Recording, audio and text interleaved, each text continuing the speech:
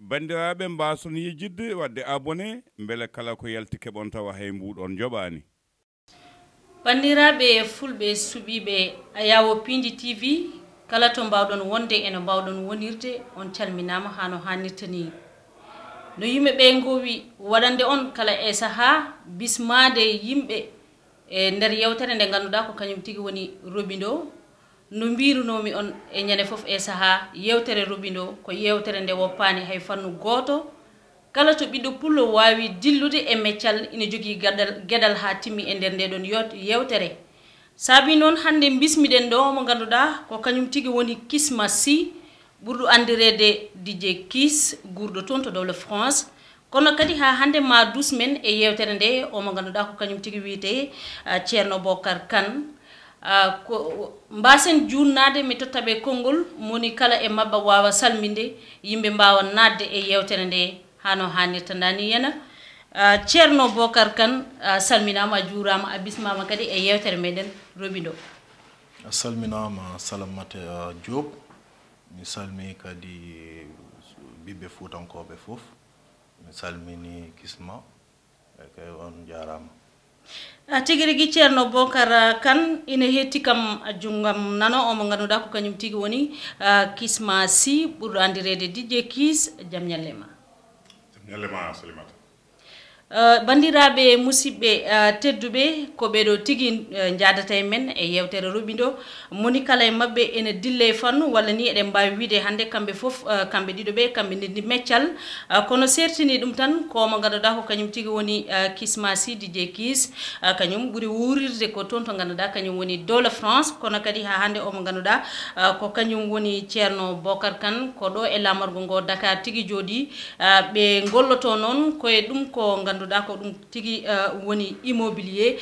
kanko noon DJ Kisma ko toon to dowle France tigui o ɓuuri yannude ngal ɗon gollal Kisma mi bismoma tan kalda e ɓiɓɓe fulɓe ɓe mane nadɗa e ngal ɗon meccal woni immobilier jarama Salimata caggal yettude Allah e nelaɗo muɗum mi yetti jinnaɓe nene baba mi salmini dawla aduna kala daaro Pindi TV mi salmini sehilaɓe mi salmini client ji agence Thiaby bi fof mi andinma kadi ko nanmi e Pindi TV no namdiroɗa kam ni woni hande ken wanna presque 11 mois lebbi sappo e goho hitande mankude seeɗa mankude lewru à peu près ko puɗɗiɓe liggotade e Ceerno Bocar Kane mo hono agence Thiaby bi an ɓurɗa wurirde ko toon to France beele ɗeɗon golle ina wawi weɓandema ɗo ɗo ganduɗa kadi yimɓeɓe foof ne gandi aɗa dille musique woni holɗum woni DJ kala baɗɗo mariage walla kala baɗɗo événement nandude hen ina nodduma jubbinananɗa ɗum hano hannirta ni golle mum beele ɗeɗon golle ɗiɗi ko golle bebɗe yaadinde nde tawno ɗo e leydi ndi walla e kadi caggal leydi ala ko weeɓi hen eko fati e gollal gonga Salimata mi faami ko jiɗɗa namdade alhamdulillahi rabbil alamin guille ɓammi liggade ko fati DJ yagal ha yetti hande oɗo ñalam ɗo liggiremi e ko fati hen jeeygu galleji mbiyen jeeygu leydi mbiɗa yettina Allah no fewi sibu Allah ni hokki amen kawguɗal kono noon Allah waddimi ko yimɓe moƴƴuɓe kadi badduɗum e agence Thiaby bi o ko juriste ko politologue kadi ko joguiɗo cabinet muɗum avocat de droit international nde o haalnimi haala agence Thiaby bi ene jiiɗi liggodirde yam bon e nder haala ma mbiɗa waɗa animation ji mariage en ko gonga ko mariage uji bannumi débuté mais hande o mbiɗa jogui opportunité haalde ɗo ganduɗa mbiɗa jogui 22 700 places ko nande saluji mawɗi ko nande Bercy walla to ko nande Zénith ko on opportunité tagui min liggodirde mabɓe eɓe gandi wonko mbawmi rende ɓe apporté kadi minne mbiɗa andi kadi ɗo nokkumi ɗum ɗo mbiɗa jogui hen hoolare gueɗe ɗiɗi ɗi ganduɗa gueɗe ɗiɗi ɗe ina mbawi yadude kala e saaha effectivement ene mbawi yadude par ce que kala ko woni showbiz kala n'importe quel partenariat ene wawi yadude e muɗum ko ɓe kuccittaɓe ɓe kalataɓe wonko ɓe cohli eɓe cohli produit ko nande immobilier walla ɓe cohli terrain an so tawi Allah hokkima a joguima opportunité haalande ɓe no ɓe keɓirta ɗum taw musani e mabɓe a jogoto hen coftal kadi bojji goyama toon hakke duuɓi kewɗi ngam des victimes ɗi ganduɗa coɗino terrain ji munen dañi hen caɗele ko ɗum tagui mbimi je vais prendre les choses en main ɗo nokkumi ɗum ɗo ene siiri ene selli mi jaɓa liggodirde e mabɓe dañi hen caɗele mbaɗo no holɗen bon dokkami tan ko yeru won musidɗo goto mo gandumi jour goto mbeɗa waɗa animation mbanmi animé bon mbeɗa joguino rubrique publicitaire mbanmi publicité guenimo woni hen hewɓe ƴetti numéro jam téléphone on woodi nodɗo ɓen goytini kam caɗele munen kadi bon bouche à oreille souvent nan yimɓe ne goyto min de mi soodi terrain mi ari mi tawi ne maaha mal mi waɗi mur mi ari mi tawi ne heela ɗiɗon bojji fof nde jiimi ɗum noon fof hakke ɗiɗon duuɓi fof Allah waɗi gandutirmi e ɓeeɗo mbimi noon hankkadi mi fellita mi daro mi walla leñoram sibu so Allah waɗima hunde a hunde Allah hokki men opportunité no ballirɗa bandiraɓe ma walluɓe wallude neɗɗo noon wona hokkude ɗum kalis wona hokkude ɗum no wiyete ko ñaani a hokkimo ko ñaani mais wallumo no dañiri ko ñaani a hokkimo kalis mais wallumo no dañirta kalis bon a ƴetti neɗɗo a waɗimo hébergé e galle ma wallumo no dañiri galle eyyi kanko mo artoy hen e balle ɗe mo artoy hen so Allah lamɗo o jaaɓi mami arte ma DJ Kiss e Ceerno Bocar Kane mi sikku ko an e DJ Kiss gurɗo toon to dole France ko onon tigui mbaddi junggo e nder fandu liggade ɗo e Sénégal dillo toon kadi koye ha hande ɗum ko wiyete immobilier faade jeeguji galliji eɗen mbawi wiide onon ɗiɗo ɓe foof hande koye agence immobilier caabibi jogui fartaki ko hen kadi golloto ɗon holno jiiruɗa gollal ngal ɗo e nder Sénégal Salamata mi yejiti wadde remercier Pindi TV donc c'est l'occasion de les remercier pour cette occasion donc ko liggéey mo ganduɗa no waɗi complexe kono malgré les complexités yimɓe no waɗa gérer donc leydi no waɗi compliqué kono ko ɓuri hen dañde solo woni rewde e lawol ko ɓuri hen dañde solo woni yo dañ traçabilité ha ganduɗa hay goto gañotako donc kala mo haalanda haala leydi tan hulat kono minen komin dañɓe concept mo ganduɗa ko yo yimɓeɓe jetti ɗum ɓe waɗa ɗum démystifier mbiya donc kala tinnuɗo tan no wawi dañde galle mum taw o waɗaka triyande taw o waɗaka escroqué taw kadi ko rewi lawol taw kadi ko huissier uji taw ko notaire uji taw ko kala ko ganduɗa tan waɗa sécuriser jeygu koye ɗum ɗon min concept oɗon min jogui donc ɗum waɗi Allah walli min heewani hen caɗele donc Allah walli min ko ɓuri temedde sénégalais wuji mbaɗi bénéficier e programme caabibi ko programme mo ganduɗa koɓe mbiɓe komin wiɓe kala neɗɗo foti dañde terrain o daña kalis o wasa dañde o daña doole o wasa dañde donc kala mo yiɗi tan wi min miɗa dañi volonté pour mi ƴeewa mi nokku donc sa ari e caabi mami mballuma ha Allah walluma daña terrain ma taw a waɗaka triyande taw a waɗaka escroqué en paami ngal ɗon meccal ene heewi caɗele heewi ko neɗɗo soodi galle walla soodi terrain yaha kadi ha ɓooya wiye ɗo a jeeya ɗo beele onon oɗon dari haɓade e ɗum ko ganduɗa kañum woni caɗele ɗe ɗon walla kadi ha hande yimɓe ɓe holno ɓe mbawi rewirde e lawol beele ɓe mbasa ɗeɗon caɗele mbasa heɓtademo e ko yowiti e ɗum ko ganduɗa kañum tigui woni sodde galleji eyyi son jii ko way noon heewi dañde e affaire jeygu terrain par ce que peut être waɗoɓe ɗum ɓe tawata ko ɓe dañata assez de produit kono minen kadi Allah walli min que min dañi assez de produit produit mo nganta a wiyata saha ni gasata donc c'est des milliers et des milliers de terrains donc kala jogiiɗo des milliers et des milliers de terrains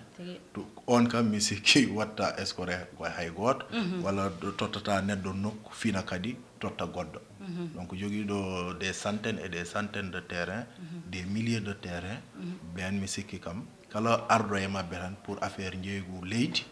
fota dañde toon caɗele tigi kala garɗo toon e ko fewte ƴewde leydi dañata toon caɗele DJ Kisma mi arta e ma beele jeeygu galleji ko meccal ngal ganduɗa gila ɓamɗa ɗum wadde fewde joni aɗa yiiti hen hoore ma eyyi walla ala eyyi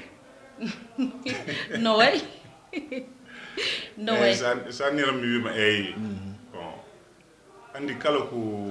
Allah hokkuma hen sutura sa reni sutura wona jawdi ndi tan wallahi sutura ko jeeya neɗɗo o welto kadi façon jeeygu jeeyɗamo ngu mo ganduɗa o nanna par exemple yeru tan do tammi o nanna 50 ujunere walla o nanna 100 ujunere ko heddi ko mi wima mami waɗane e nder hitande he laabi 12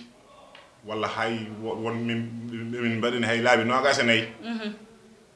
andi ɓen a walli ɗumen so tawi a walli neɗɗo noon jomum jeyni yobde a itti kayit muɗum a tottima a wimo nda kayit ma nen janggo sa fini aɗa wawi maade o weltima an a weltima par ce que a walli mo wona hay sino mo jogui milliard tade an a walli mo no yoɓiri en plusieurs fois o yoɓi o weltima a itti kayit gal mo ka tottimo andi an ɓerdema foti ko ɓuuɓde eyyi so ɗum ɓeddi ko gonga wonko min dañata hen neɗɗo kam mawɗo kam amanta maire kono noon kam komin dañata ko kam min ƴeew wallude hen bandiraɓe tigi ko lawol e nomin mbawiri wallude ɓe eyyi heeɗima sisiɓe o wi mawɗo amenta maire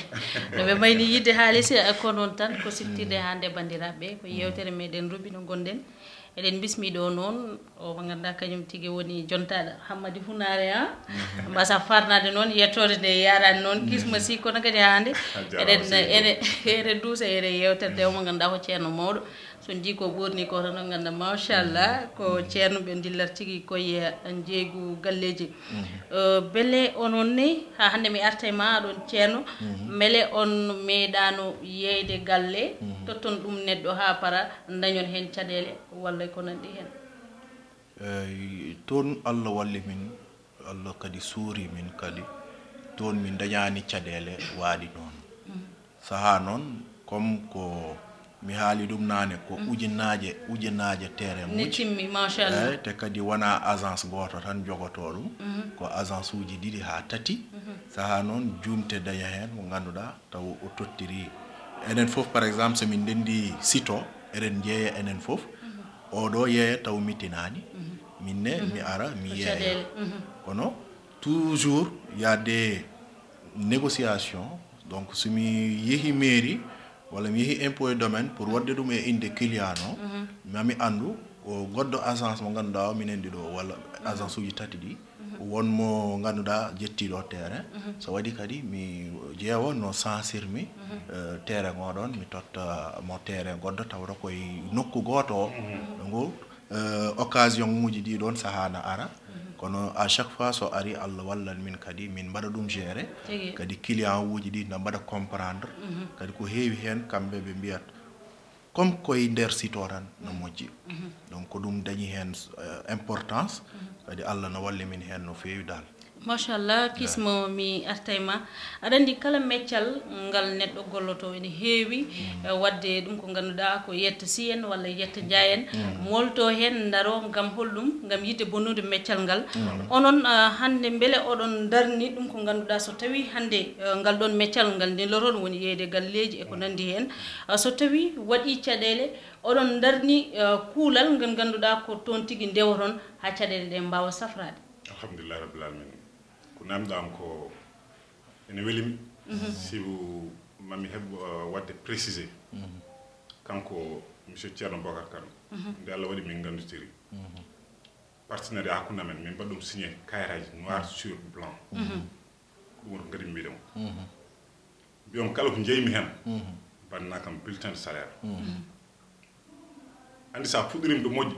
continue tan no puɗɗorinɗa ni par ce que puɗɗorim ɗo puɗɗorim ko avec des avocats de droit international puɗɗorim ko avec des huissiers ko ɓen mbaɗi kam motivé par ce que mi waɗ consulté déjà de mbaɗmi consulté to mine moƴƴi kanko ni mbiyom on signe des contrats noir sur blanc kayitaji nan ɗo mbeɗem ɗo jogui goddi hakkude amen déjà ni eyi question goɗɗo ko holɗum wonno yo mbele hande oɗon darni kuule ɗe ngannduɗa oɗon darni luwa hande kuulen ɗeɓa teddude seeɗa oɗon darni luwa mo ngannduɗa so yiki ha on dañoyi hen caɗele ko ɗon ndewoton gam safrude ɗum ɗo eyi andi y a des notaires kala terrain mo jeeɗa neɗɗo on wawi hebde délibération kono avant ko adi délibération minen min tottata attribution wonde minen agence amen caabi wonma attribué terrain o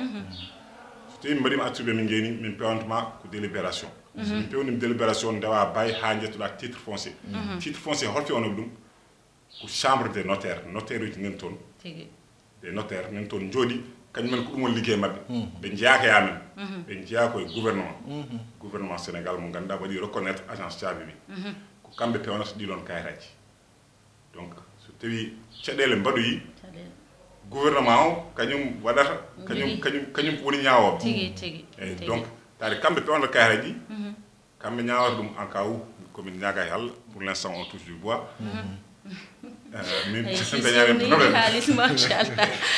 pour l'instant on touche du bois aussi carrément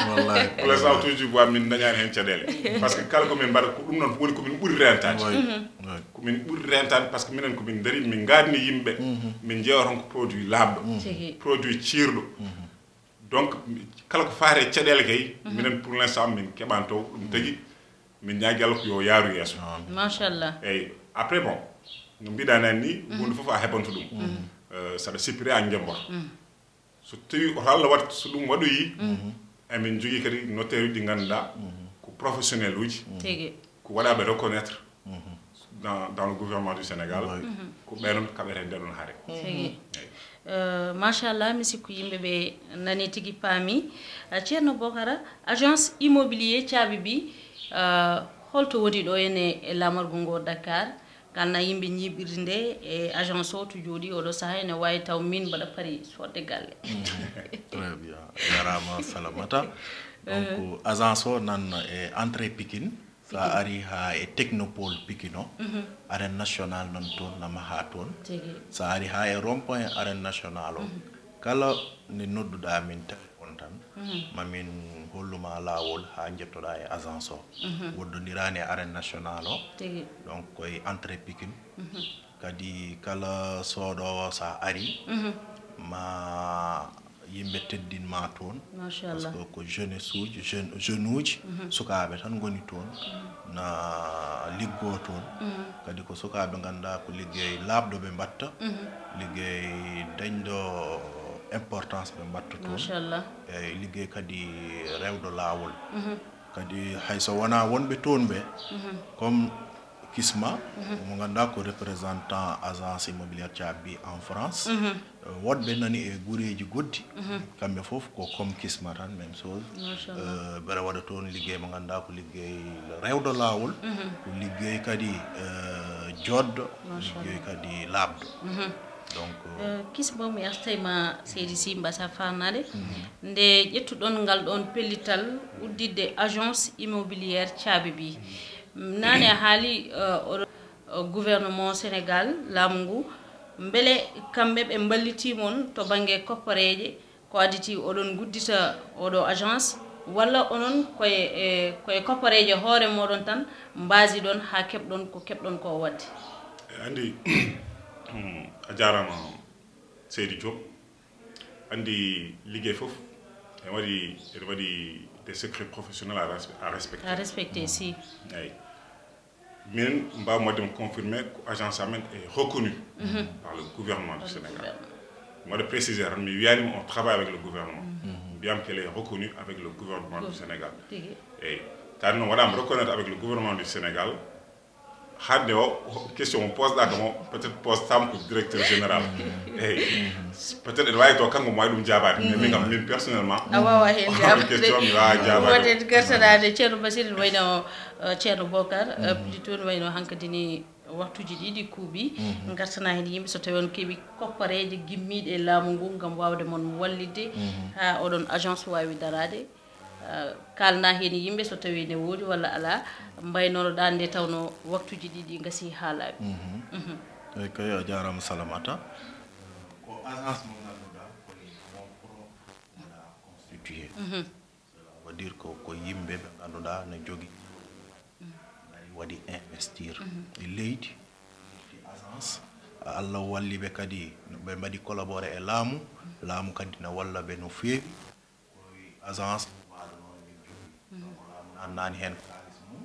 laamu wona min accompagné noon parce que on travaille comme no Kisma haaliri ɗum joni avec notaire uji